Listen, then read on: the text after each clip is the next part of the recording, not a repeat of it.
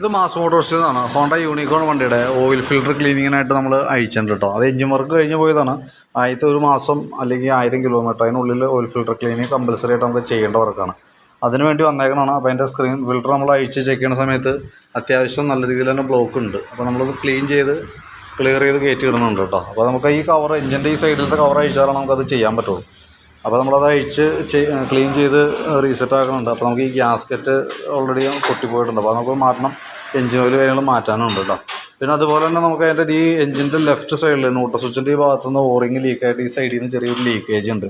അപ്പോൾ ഈ ഒരു ഓറിങ് കൂടി കൂട്ടത്തിൽ മാറ്റണമുണ്ട് കേട്ടോ. പിന്നെ നമുക്കതിൻ്റെ ബാക്കിയത്തെ അത്യാവശ്യം ബാക്കി ഭാഗങ്ങളൊക്കെ നമ്മൾ ചെക്ക് ചെയ്ത് നോക്കുന്നുണ്ട്.